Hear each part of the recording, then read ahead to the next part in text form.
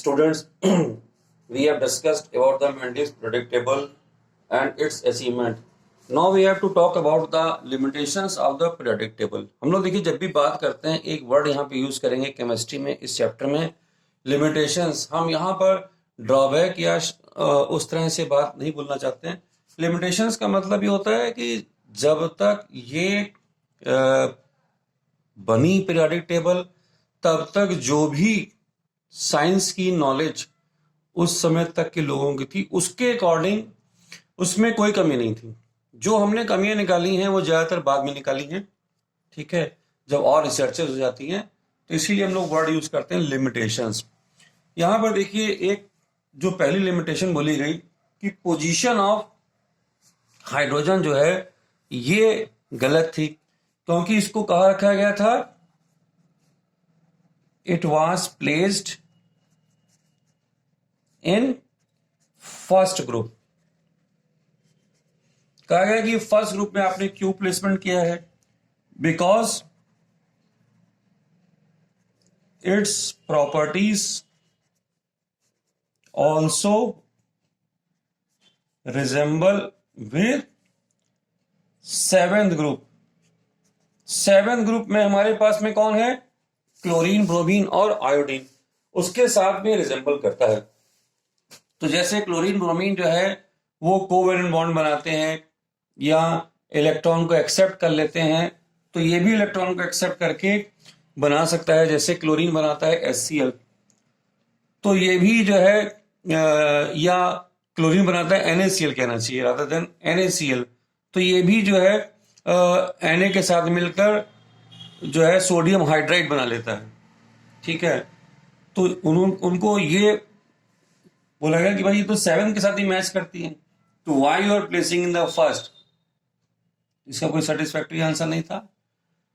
But on the other hand आज भी hydrogen की जो प्लेसमेंट है वो फर्स्ट ग्रुप में है और इसकी प्रॉपर्टीज 7 ग्रुप के एलिमेंट जो है हाइड्रोजन, क्लोरीन, ब्रोमीन के साथ भी मैच करती है.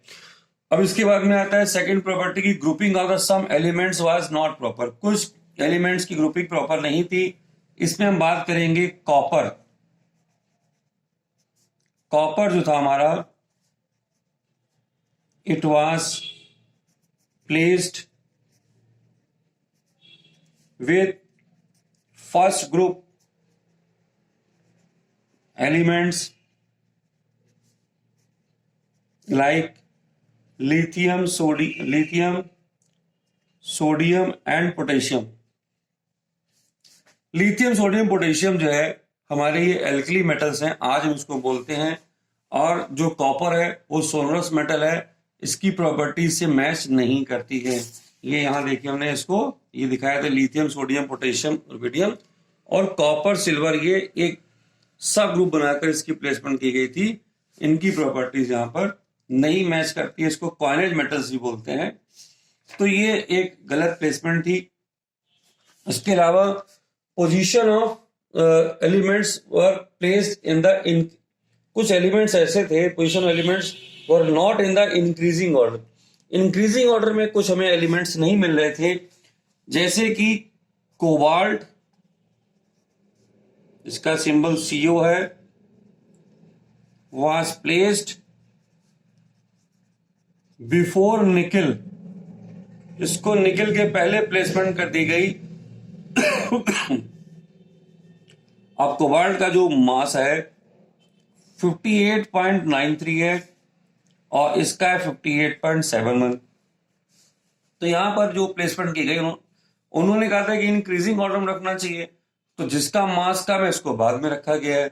तो ये इसके लिए उन्होंने बोला कि भाई कोबाल्ट की प्रॉपर्टी, कोबाल्ट को वही रखेंगे जिस ग्रुप में इसकी प्रॉपर्टी मैच कर रही है.